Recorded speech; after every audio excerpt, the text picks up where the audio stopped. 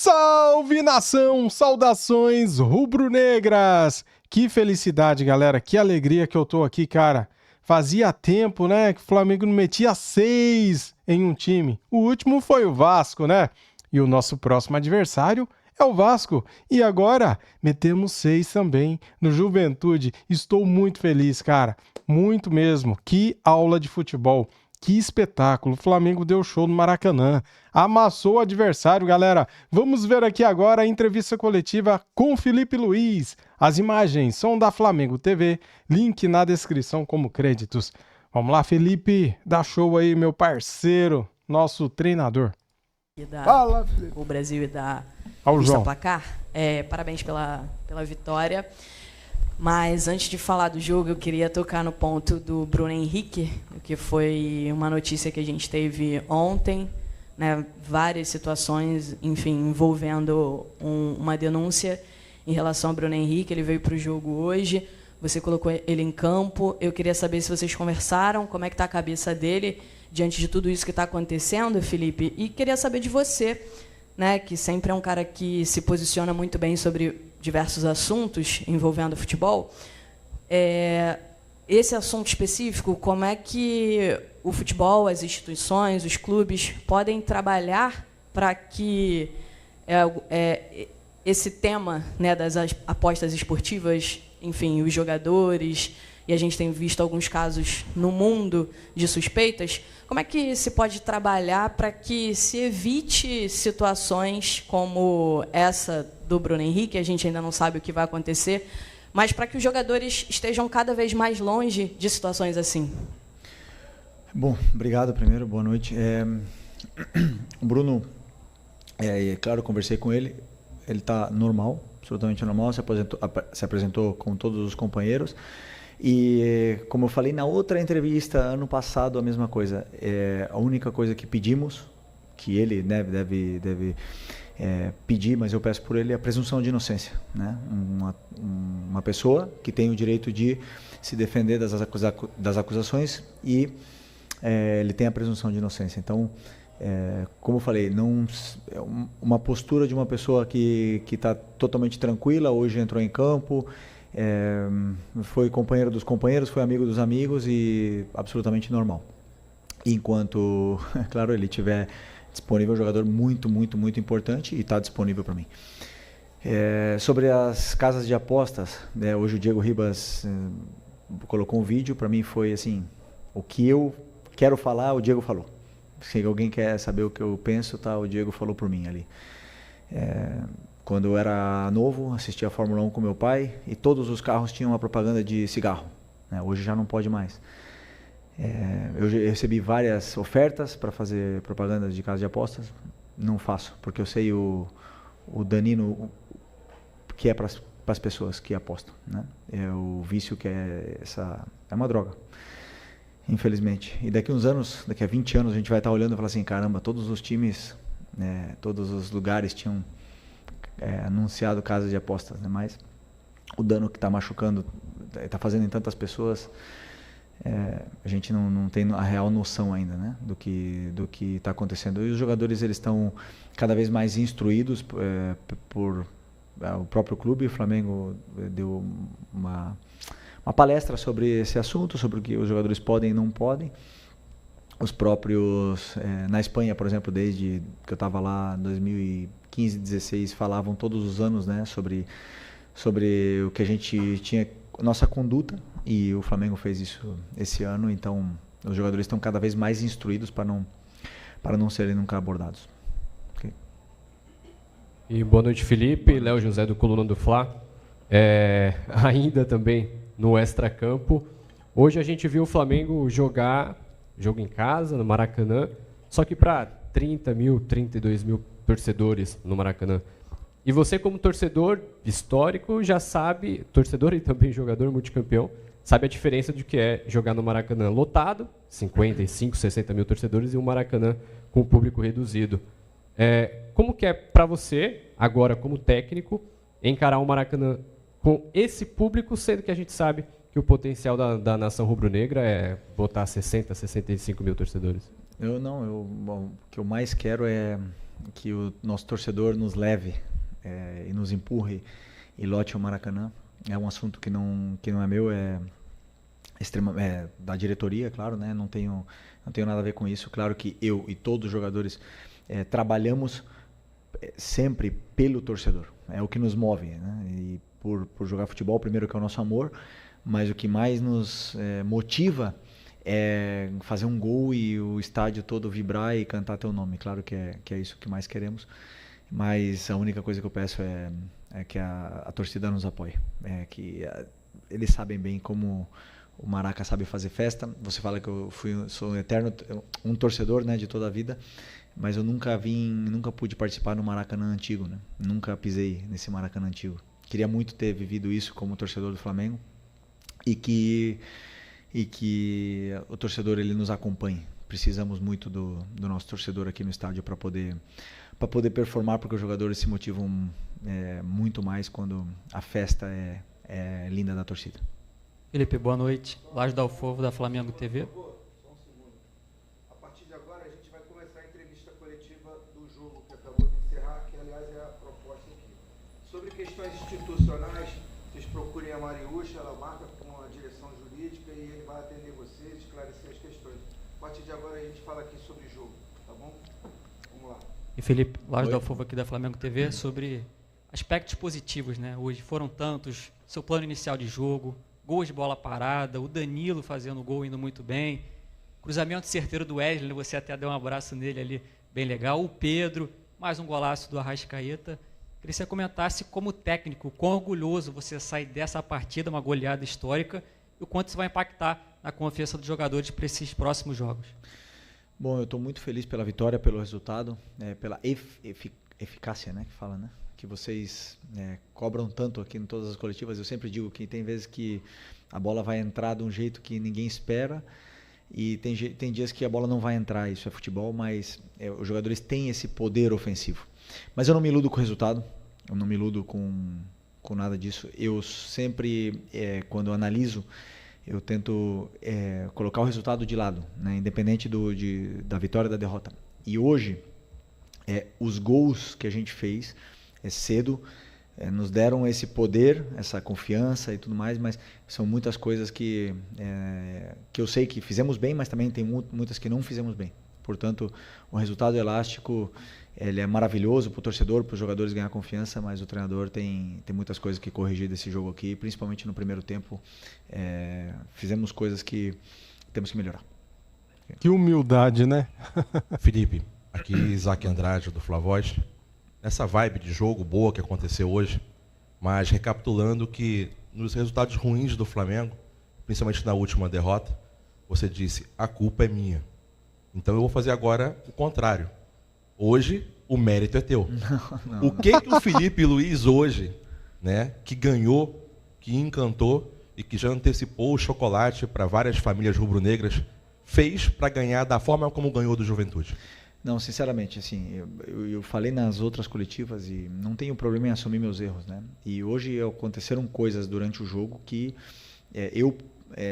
o plano ali que o teu companheiro falou, não foi totalmente perfeito, né? Na parte da defesa principalmente, mas os jogadores tiveram uma noite feliz, foram muito superiores, confiança lá em cima, o plano realmente ajudou, eles encontraram os espaços e machucaram muito, né, a defesa do Juventude de uma forma assim mais leve, né? Comparando com aquela derrota, hoje também, em referência ao último jogo, 3 jogadores saíram, igual que aquele jogo, e segundo vocês, o Central Córdoba era um adversário muito inferior, né? E serve de aprendizado para todos nós, né? Para vocês, para todos, que não é assim no futebol, não é fácil. E os jogadores, a diferença é que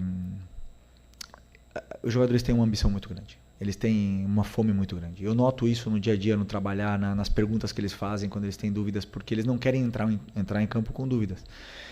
Então, como a gente fez gol cedo, de bola parada e tudo mais, aí eles se sentiram cada vez mais confortáveis no campo, o Juventude cada vez menos, e nos deu esse resultado elástico, que é muito bom para Pedro, para próprio Danilo, como falou, o Arrascaeta continuar no nível que ele está. Então é importante que essas vitórias elas venham e nos aproxime muito desse jogo que queremos com a bola, que é o mais importante.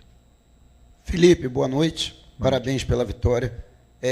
Os torcedores também destacaram nas redes sociais. Cadê? Eu não estou vendo. Aqui. Ah, tá, desculpa.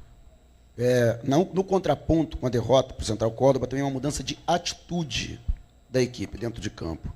Até que ponto também o aprendizado daquela derrota, como ela veio, foi importante já para uma resposta imediata no domingo diante do Grêmio e, na sequência, essa vitória da maneira como aconteceu com o time, sendo mais objetivo, né, sendo mais dominante na partida e procurando também resolver o quanto antes possível o jogo.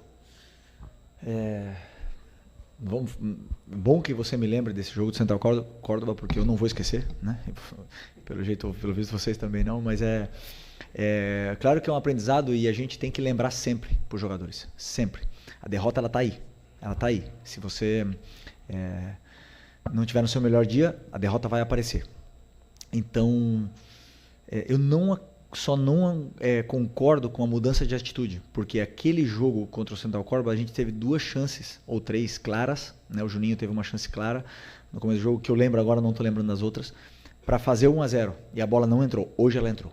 E isso dá uma confiança muito grande. A única diferença é que aquele dia, como a bola não entrou e nós tomamos o gol, o treinador cometeu um erro depois. E hoje a bola entrou e os jogadores cada vez mais confortáveis. Então, a atitude eu não concordo contigo. O resto, que foi um aprendizado, não tenha dúvida que a derrota ela machuca, mas ela ensina muito. Boa noite, Felipe Luiz, Pedro Ramos da Sintonia Esportiva. Eu queria perguntar sobre o Pedro, meu xará, porque hoje ele voltou fazendo 2 gols, já tinha voltado contra o Central Córdoba. Eu queria saber os dados que vocês têm sobre a chance de relesão desse jogador, porque há 5 anos ele teve a mesma lesão em outra perna e voltou em 9 meses. O que vocês fizeram de diferente para 5 anos mais velho, em outra perna, ele voltar 2 meses antes, e se você também já planeja, talvez, ele ser titular contra o Vasco no sábado? Obrigado. Primeiro, essa pergunta era para o médico, não é para mim, né? Porque eles que planejam, eles fazem planejamento dos jogadores lesionados. Eu pego os jogadores que estão saudáveis, mas o que eu sim sei é que o Pedro na lesão anterior voltou em 6 meses. 6 meses, 27 dias. E nessa aqui ele voltou em 7. 6,5 e 7, uma coisa assim. Foi igual. Os dados, o doutor pode falar muito melhor do que eu, são mais do que seguros para nos dar a confiança de colocá-lo no campo. Então, claro que falta ritmo, falta algumas coisas nele que ele vai pegar conforme ele vai treinando e com a minutagem em campo, né? Então, não sei ainda se eu posso. Eu acho que não posso colocar ele titular. Pedro não pode jogar titular ainda. Eu acho que tem que ter uma progressão. Não sei. Agora, que os jogadores estão sujeitos a terem recidivas, claro que sim. Mas não só ele, todos que entram no campo, que pisam ali, têm o risco de arrebentar o joelho. Todos, de todos os times do campeonato. Não queremos que aconteça com ninguém, mas as lesões e o futebol é risco. E quem entra no campo está correndo esse risco. Eu mesmo quebrei as 2 pernas. Nossa. Estou aqui. Felipe, boa noite. Emanuele Ribeiro, do GE. Globo. O que impressiona, além do resultado, da postura, da atitude do time, é essa intensidade durante os 90 minutos, né? O Flamengo não deixou de jogar em nenhum momento, mesmo com 2, 3, 4-0 no placar, pressionando a saída de bola do Juventude. E essa intensidade é a marca também do seu trabalho, né? Acho que o gol hoje cedo ele condiciona o jogo, como aconteceu contra o Grêmio, facilita muito para o Flamengo jogar e se impor, como se impôs, né? Mas foi um jogo assim, em ritmo de treino, com você podendo testar, rodar o elenco, fazer testes ali na estrutura do time, mudando ao longo da partida. Qual que é a importância de ter esse elenco todo à disposição? Agora só o Vinha está no departamento médico. Acho que isso faz toda a diferença também para colocar em prática esse trabalho no dia a dia, né? Desculpa, qual foi a pergunta? A pergunta é sobre a importância de ter esse elenco todo à disposição para manter esse estilo de jogo, essa intensidade. Ok, sobre a intensidade no começo. Verdade. Uma das coisas que eu bato muito na tecla e que eu luto muito é que o time não baixe o ritmo, que continue com o ritmo alto, a intensidade alta, pressionando o tempo todo. Existem alguns jogadores que até mesmo porque estão voltando de lesão e tudo mais, que não conseguem manter o ritmo durante os 90 minutos. Mas aí, complementando a tua pergunta sobre o elenco, as peças no banco e com o elenco todo disponível, são extraordinárias. E eu amo ter essa dor de cabeça. Eu amo ver jogador bravo comigo porque não joga, porque isso quer dizer que eu tenho todos disponíveis. Né? E eles fazem a intensidade aumentar. Por quê? Porque o jogador que entra, ele quer fazer gol, ele quer dar assistência, ele quer fazer as jogadas, então ele pressiona, ele corre, ele luta e continua jogando bem com bola. E mantém o nível de intensidade da equipe. Então, claro que o elenco é o que faz essa diferença. E uma das coisas que eu peço muito é que com 2-0, por exemplo, 3-0, que o time nunca baixe o ritmo. E hoje eles fizeram isso e vem comprando essa ideia. Felipe, boa noite. Boa noite. Felipe, fazendo um recorte do jogo contra o Inter, do jogo contra o Córdoba e dos últimos 2 jogos, no jogo contra o Inter, o Juninho ele tem uma chance de cabeça, o Rocher, muito mérito dele também, faz a defesa. No jogo contra o Córdoba também acaba que perde um gol ali antes dos 4 minutos. No jogo contra o Grêmio, o Arrasca aproveita essa oportunidade, ele faz esse gol no começo. E hoje, o gol saiu ali com 11 minutos mais ou menos, mas antes do gol a gente já via o time chutando de fora da área. Foi uma orientação sua para que quando o adversário ele jogar com... A gente via ali claramente 2 linhas de 4, né, defendendo no Juventude. Foi uma orientação sua que os jogadores arriscassem mais de fora da área quando tivesse essa chance, assim, quando tivesse muito embolado a defesa do time adversário. Eu queria que você falasse sobre isso e dessa importância desses gols logo no começo, até para o Flamengo conseguir impor o seu jogo sobre o adversário. Eu falei em outra entrevista que, por exemplo, o jogo é um guia para a gente, para poder corrigir e melhorar a nossa equipe. Uma das coisas que falta realmente é a zona de finalização. O time chega, mas claro, as chances quando os adversários se fecham nunca são claras, né? E aí você tem que buscar recursos como cruzamento, chute e tudo mais.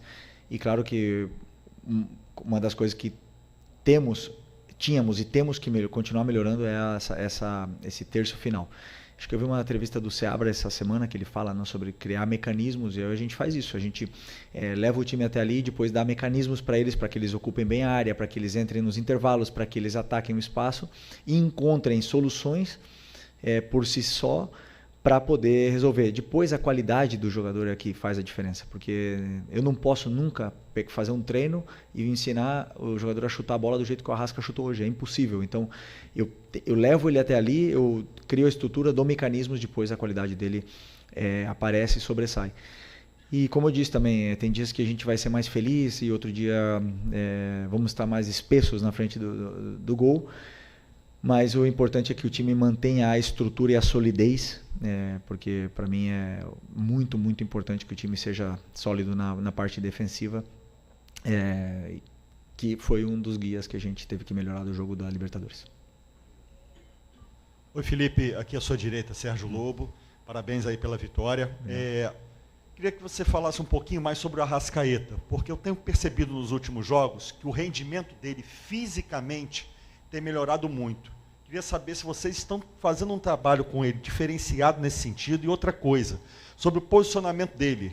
Também me parece que ele está jogando mais perto do gol. E ali ele é muitas vezes letal, como foi hoje, como foi contra o Grêmio 2 vezes.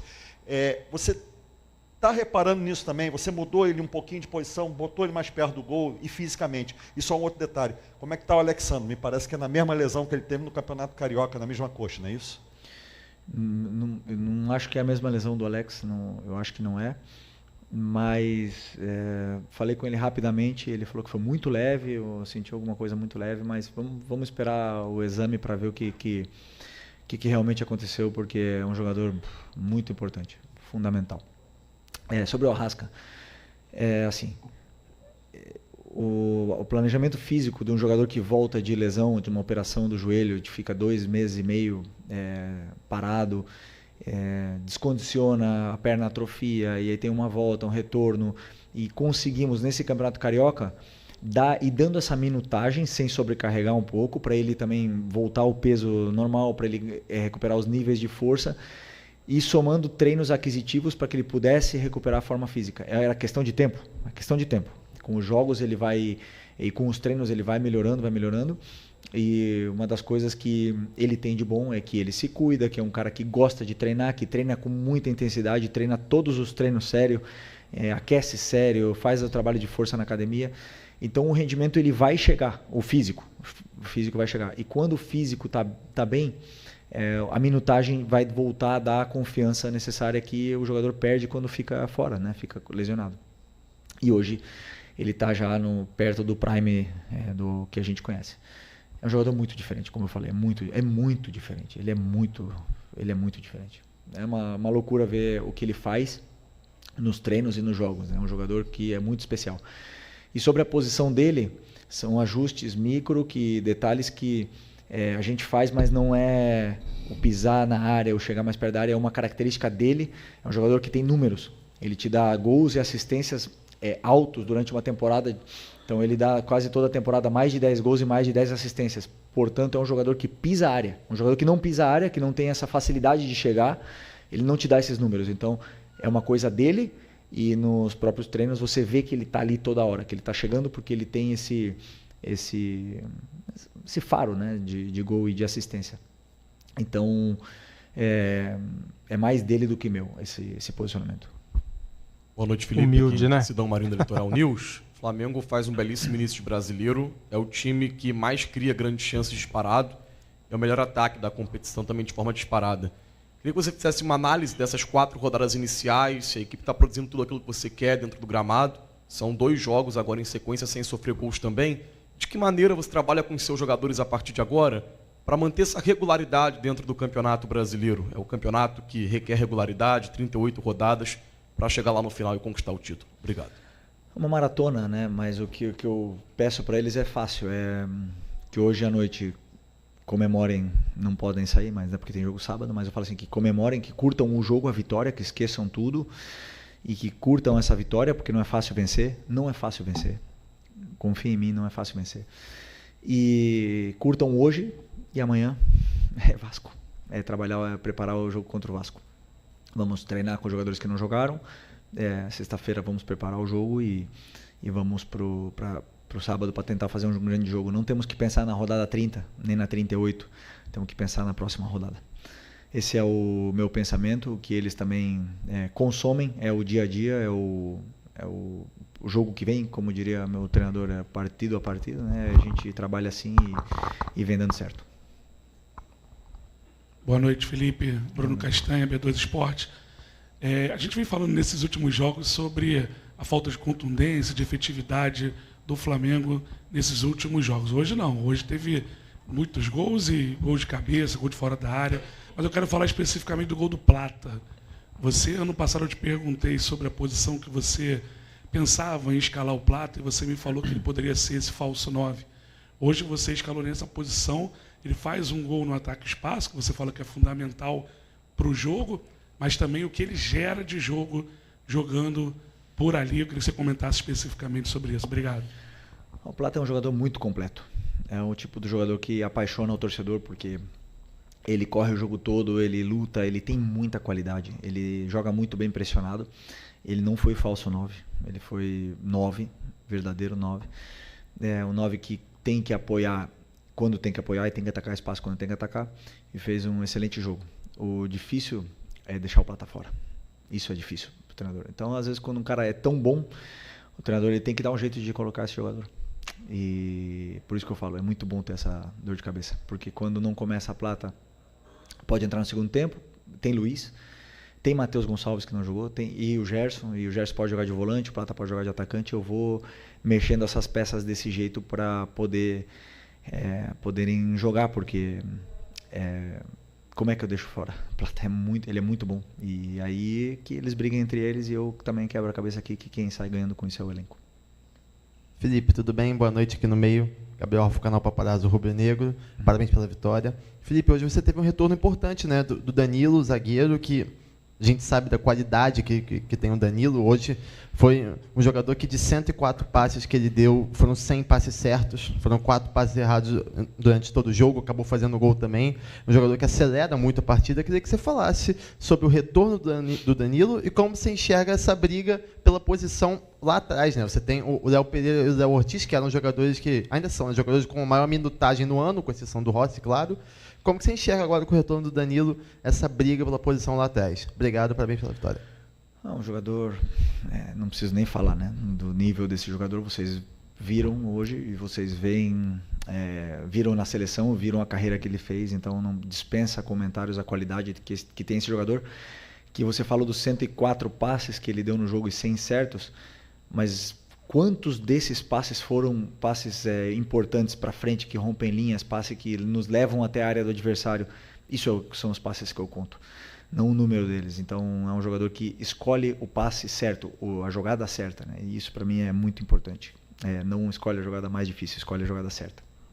E além de tudo isso, é um líder, é um cara que tem comportamento de líder, de capitão, um cara que se comporta com uma liderança natural e contagia muito os companheiros. Então, desses caras que é muito bom ter como jogador. Oi, Felipe aqui, tudo bem? Parabéns pela grande vitória, David Sharp, do Antenados na jogada. Aqui uma coincidência ou não, é que nessas partidas que o Flamengo ganhou, hoje, contra o Grêmio, contra o Vitória, o Flamengo jogou com 2 meias, né, com o Gerson e com a Arrascaeta.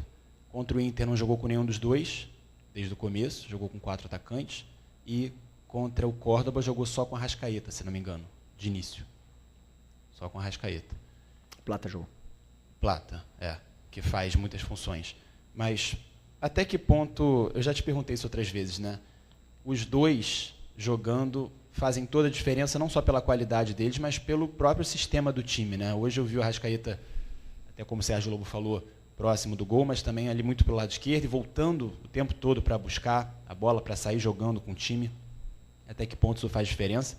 E eu queria propor uma pergunta filosófica também sobre esse negócio de aposta, já que você falou muito bem, concordo completamente, se você puder responder, obviamente, porque partindo do princípio ainda que fosse verdade que o Bruno Henrique combinou, o que combinou com os parentes e tudo mais, o que isso de fato implica negativamente para o futebol, espetáculo, e para os torcedores, no caso daquele jogo que o Flamengo acabou perdendo, foi no final, na prática, pelo menos na minha opinião, não implica nada de negativo para o esporte, para o jogo de manipulação de resultados especificamente, né? Bom, sobre o... Eu já até esqueci a tua pergunta. Dos meias. Sobre os meias, é muito fácil responder a tua pergunta, que você citou o Internacional, que eu joguei sem meias. Não joguei, eu não tinha meias. Ou seja, vocês falam, quem meias eu tenho no plantel? Arrasca, Gerson e Plata. São os 3 jogadores. Quem faz a meia? Luiz Araújo faz a meia. Matheus Gonçalves pode fazer a meia. E aí? Quem mais faz a meia? Eu joguei sem meia, sim. E quem eu coloco na meia? Então, tem coisas que o treinador faz porque inventa, né? Um ataque de treinador que eu chamo. A gente acha que vai ganhar de uma forma, a gente inventa, bota 4 atacantes. E tem outras coisas que eu não tinha esses jogadores disponíveis para colocar na equipe. Os 3, Gerson, Arrasca e Plata. E aí eu elaborei um plano de jogo onde eu achava que poderia dar resultado. E fizemos um jogo superior ao do Inter, finalizamos mais, tivemos mais chances e não vencemos. Não importa. É futebol. O meu trabalho é esse, é achar soluções para a equipe dentro desse quebra-cabeças que eu tenho que montar e deixar o time mais fluido possível. Quando o time está com todos os jogadores disponíveis é mais fácil. Quando tem lesões, quando tem jogadores nas seleções, claro que é mais difícil de montar esse quebra-cabeça. Mas é meu trabalho e eu gosto, eu aproveito, eu desfruto. Sobre as apostas já foi respondido a primeira pergunta. Okay?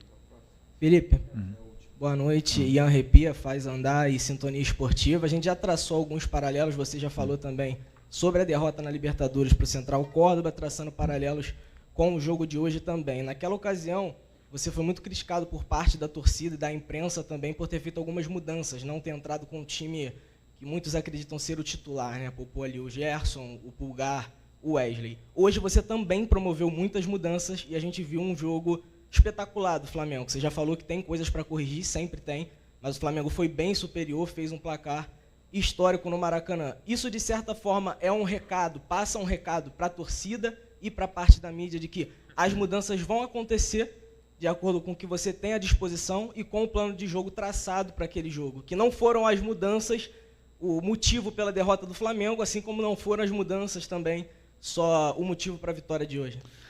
Não, é que assim, aquele dia, sobre as mudanças, né? Tem jogadores que não estão em condições de começar e jogar os 90 minutos. Então eu prefiro deixar como opção. Porque o risco de colocá-los no campo toda semana é o que aconteceu com o Alexandre hoje. É um risco que eu corro. E eu escolho correr, às vezes escolho correr, às vezes escolho poupar. Poupar não, preservar do jogo. Mas não foi esse o motivo de ter perdido o jogo contra o Córdoba. E as críticas são válidas. Elas foram justas, não por poupar, senão pelo plano de jogo, que foi errado. E eu não tenho problema em reconhecer. E vão acontecer outros que vão dar errado. E talvez a gente perca também, ou talvez os jogadores ganhem por si só dentro do campo. Então eu não tenho problema em ser criticado, em ser vaiado, que a torcida me cobre, porque quando eu vim pro Flamengo, eu sei como é que é esse clube e eu vivo bem com isso. O problema desse trabalho aqui é que eu gosto até quando dá errado. E quando tem crise, eu gosto, eu desfruto, eu aproveito, eu melhoro, eu cresço e é assim que eu vivo. Claro que não é confortável, não é nada agradável, mas é parte do meu trabalho. E não é mandar recado a ninguém, não quero mandar quando vence, nada disso. O que eu quero é vencer o jogo, vencer o próximo e chegar num objetivo nosso que é estar lá em cima no final do campeonato. Okay? Obrigado, boa noite, pessoal. Opa, terminou, galera. Entrevista coletiva com o Felipe Luiz é uma aula, né, cara? Passa o tempo que você nem vê. Meia hora de entrevista. Vamos dar uma olhadinha aqui na classificação do Brasileirão? Vamos lá. Muito bem, galera. Abri aqui a tabela do Brasileirão e vamos ver aqui o líder, cara. Flamengo, 10 pontos, 4 jogos, 3 vitórias, 1 empate, 0 derrotas. Gols pró, 11, gols contra, 2, saldos de gol, 9, 83% de aproveitamento. O Palmeiras também tem 10 pontos, também tem 3 vitórias, 1 empate, 0 derrotas, só que os gols, a diferença tá aí, né? Eles têm só 5 gols pró, 1 gol contra e um saldo de 4 gols. Aproveitamento mesmo, né? O Flamengo tem 6 gols marcados a mais e tem um saldo de 5 gols a mais que o Palmeiras, né? Porque eles têm 1 gol contra e nós temos 2 gols contra. Então é isso, cara. Ó, terceira posição, Fluminense 9 pontos, Ceará 7 pontos, é o quarto colocado, Bragantino quinto com 7, Vasco tem 6 pontos em sexto lugar, Juventude tem 6 pontos, Mirassol 5 pontos, Mirassol meteu 4 no Grêmio, eu fiz um vídeo zoando o Farid, tá muito bom, tá no canal Fute React, galera, vai lá no canal Fute React pra vocês verem, o Farid ficou louco, ele colocou nariz de palhaço, peruca de palhaço e surtou, cara, tá lá no Fute React, tá bom? Então tá muito bom o vídeo lá. Internacional, cara, o Internacional pipocou de novo, né? Ô time pipoqueiro. Perdeu em casa para o Palmeiras, cara. Internacional é o 9º colocado com 5 pontos. O Botafogo perdeu também, né? O Botafogo não empatou. O Botafogo empatou com São Paulo em 2-2. Tava perdendo, daí no finalzinho empataram. Botafogo tem 5 pontos. Fortaleza 5 pontos. Santos 4, Corinthians 4, Vitória 4, Cruzeiro 4, São Paulo 4, Grêmio na zona de rebaixamento 3 pontos, Bahia 3, o Atlético Mineiro 2 pontos e o Sport 1 ponto. Que beleza, né? Olha o Bahia onde tá, cara. O Bahia joga amanhã, o Bahia vai sair. O Bahia vai vencer o Cruzeiro, cara, dentro do Mineirão. Vamos ver aqui então todos os jogos da rodada. Ceará 2-1 no Vasco, Botafogo 2-2 com São Paulo, Mirassol 4-1 no Grêmio, Sport 0-1 Bragantino, Corinthians em casa perdeu por 2-0 para o Fluminense, O Fluminense engatou uma sequência de vitórias com o Renato Gaúcho. 3 vitórias seguidas, hein? Depois que o Mano saiu, o Fluminense melhorou. Internacional 0-1, Palmeiras. Mengão malvadão atropelou 6-0 no Juventude. O Santos ganhou do Galinho, né? 2-0 no Galinho. O Vitória 2-1 no Fortaleza. E amanhã, às 9h30 da noite, tem Cruzeiro e Bahia. Bom jogo, né? Pra gente acompanhar. Dito isso, meus amigos e amigas, estou feliz pra caramba. Deixa o like, se inscreva aqui no canal e ative o sininho. Saudações rubro-negras. Fui!